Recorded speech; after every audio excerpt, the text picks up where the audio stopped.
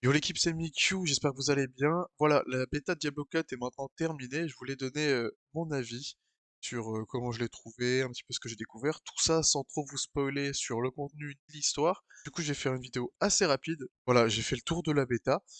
Et je vais essayer de classer entre guillemets deux tableaux. Un pour, un contre, ou un point fort, point faible, de ce que j'ai trouvé sur la bêta sans trop vous spoiler.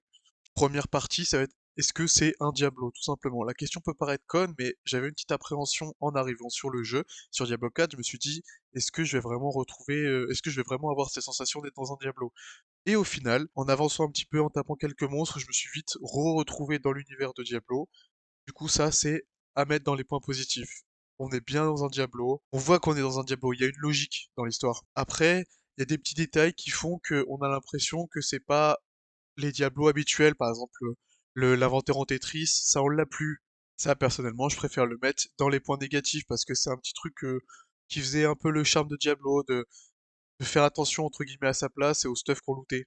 Mais sinon, dans la globalité, pour le moment, c'est bien Diablo et je suis content de le retrouver. Pour ce qui est de l'open world, là aussi je suis mitigé. Parce que un open world, c'est quelque chose où on peut voilà interagir avec le décor, où on peut se déplacer assez librement dans la map, où on peut interagir avec pas mal de choses dans l'univers et où il n'y a pas de chargement, pas de mur invisible. Et là, c'est le cas, il n'y a pas de chargement, il n'y a pas de mur invisible. On peut se déplacer entre les villes, entre les zones où PEX et tout ça sans chargement. Mais pour moi, ça part dans les points négatifs parce que je trouve que c'est un peu un faux open world. Parce que moi, l'idée que je me fais d'un open world, c'est je veux aller d'un point A à un point B. Moi, je sais que j'ai plusieurs chemins pour y aller. Que sur ce chemin, je sais que je vais pouvoir farmer tel ou tel truc, que je vais pouvoir y aller de telle ou telle manière. Et là, c'était pas vraiment le cas. Là, on a l'impression qu'il y a surtout deux, trois couloirs prédéfinis, c'est soit on passe à gauche, soit on passe à droite. Dans tous les cas, on aura un même endroit, mais il y aura forcément un chemin qui sera plus mieux que l'autre, quoi. Si on passe à droite, ce sera forcément plus court, il y aura forcément moins de mobs, et c'est des couloirs, en fait, et c'est ça qui me dérange un petit peu. Du coup, l'open world, pour le moment, pour ma part, je le mets dans le négatif.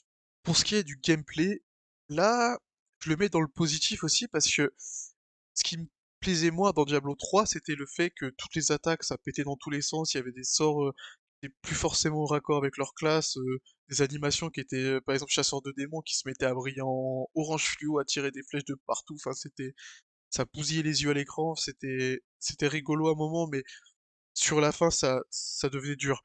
Après, là, c'est sûr qu'on n'est pas encore au endgame, on était que niveau 25 pour la bêta, mais j'ai l'impression que c'était un peu plus coordonné, un peu plus ordonné les attaques, ils étaient plus en raccord avec la classe.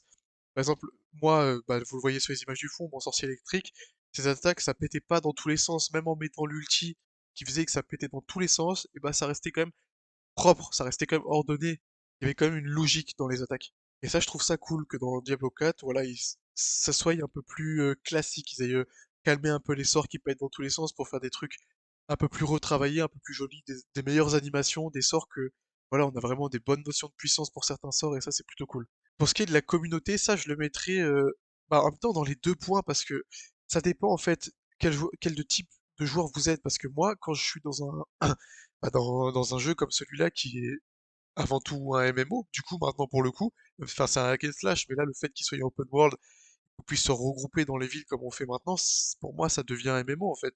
Et en fait j'ai bien aimé, après je pense que c'est parce que la distance, enfin le taux d'apparition des joueurs doit être différent entre les villes et l'extérieur, et dans les villes il y avait pas mal de monde avec lesquels je pouvais interagir, il y avait même une petite option communauté où on peut voir toutes les personnes autour de nous, leur niveau, et leur classe, et c'est vrai qu'en ville, bah, vous le voyez dans les images du fond, je croisais quand même pas mal de monde.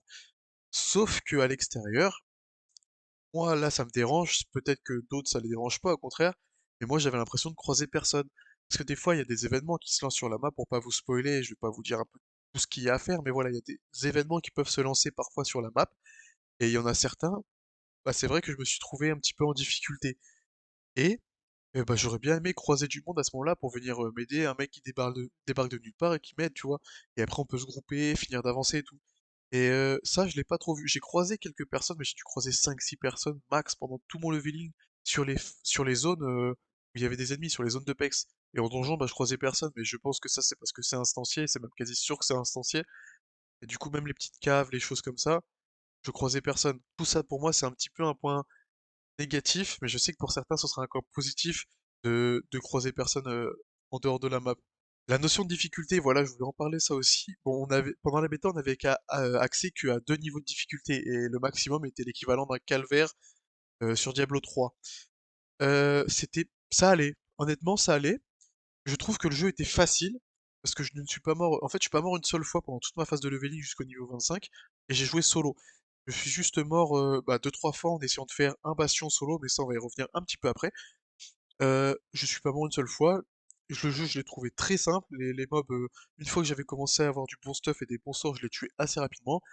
Il y avait juste les élites, certains élites, je devais esquiver deux trois attaques, sinon ça rendait le combat un peu plus long, un peu plus compliqué. Autrement, je me suis pas trop senti en difficulté.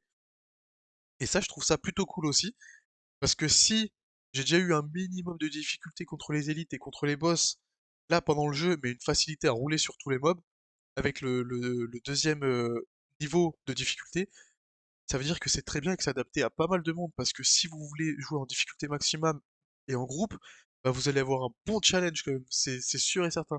Et si vous voulez jouer tranquille, solo, vous pouvez descendre la difficulté et vous vous en sortirez très bien tout seul. J'en profite pour enchaîner du coup sur les bastions. Les bastions, pour moi, ça c'est un gros point négatif. J'ai pas trop aimé le système de bastion, parce que ça tournait trop en rond, j'ai l'impression que c'était juste des allers-retours dans la zone pour clean une zone, pour accéder à un truc qu'il faut clean, pour accéder à un autre truc, pour accéder au boss. J'ai pas trouvé ça top top, je m'attendais à beaucoup mieux pour un bastion. Et aussi en termes de difficulté du coup, les mobs étaient juste un petit peu plus haut level que moi. Je pense qu'ils ont fait ça en sorte, j'ai pas vu que c'était un bastion, il fallait que les mobs soient un peu plus que le niveau requis du bastion, parce que le bastion c'était niveau 25 et quand je suis arrivé il était niveau 26. Mais même en étant difficulté 2, je m'attendais quand même à un peu plus de difficulté. J'ai roulé sur tout le donjon, sauf arrivé au boss, bah même au boss, vous le voyez, franchement je lui faisais beaucoup de dégâts. Le seul truc c'est que lui il me faisait très mal aussi et que j'avais pas suffisamment de spells défensifs pour survivre. Du coup pour moi ça c'est un point négatif, j'ai pas du tout aimé les bastions. Peut-être que ça va évoluer avec la difficulté, mais moi pour le moment bastion c'est un point négatif, j'ai pas du tout aimé. La transmo, ça c'est cool, c'est un bon aspect du jeu. Je suis bien content d'avoir retrouvé ça dès le début du jeu, sans avoir forcément besoin de faire une quête ou de débloquer un PNJ pour le faire. Ça c'était plutôt cool. Euh, le fait de casser les objets pour récupérer le style, c'est sympa aussi. J'aurais- je sais pas, j'aurais peut-être préféré le coup de garder, quoi que non. C'est vrai qu'après ça nous oblige à faire attention à notre stuff parce que, en gros, pour la transmogrification, pour débloquer un style, il faut casser l'objet.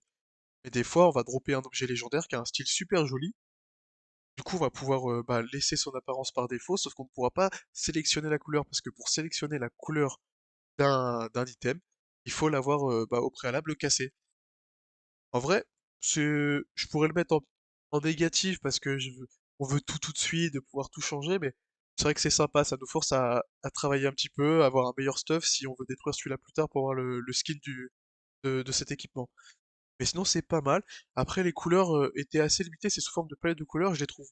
C'est un point positif parce que je les trouve beaucoup plus organisées que dans Diablo 3. C'est des couleurs beaucoup plus qui collent beaucoup mieux à Diablo, mais il n'y a pas assez de palette de couleurs. Après, je suppose aussi que c'est parce que c'est la bêta, que je suis niveau 25. J'espère plus tard qu'on pourra en débloquer d'autres, et je sais qu'on pourra en débloquer d'autres à l'achat. Et c'est pour ça qu'on va arriver directement du coup sur le Battle Pass et les options payantes du jeu. Pour le moment, on n'en a pas vu pendant notre bêta, mais on sait très bien tout ce qu'il va en avoir, et beaucoup, ça les dérange, mais moi, ça me dérange absolument pas, parce que là, pendant ma phase de leveling, à aucun moment, j'ai senti le besoin d'acheter quelque chose qui pourrait m'aider à avancer. J'ai réussi à très bien tout faire tout seul. Peut-être une monture, mais je sais qu'on va en avoir une plus tard, parce que les phases de déplacement étaient un peu longues. Mais autrement, à aucun moment, je me suis dit, j'irai plus vite avec ça, ou il faudrait ça pour avancer, en fait. À aucun moment, j'ai ressenti le besoin d'acheter quelque chose. Du coup, c'est vrai que je vois pas ce qu'ils pourraient mettre dans le marché qui ferait que y aurait, enfin, que Diablo 4 deviendra pay to win.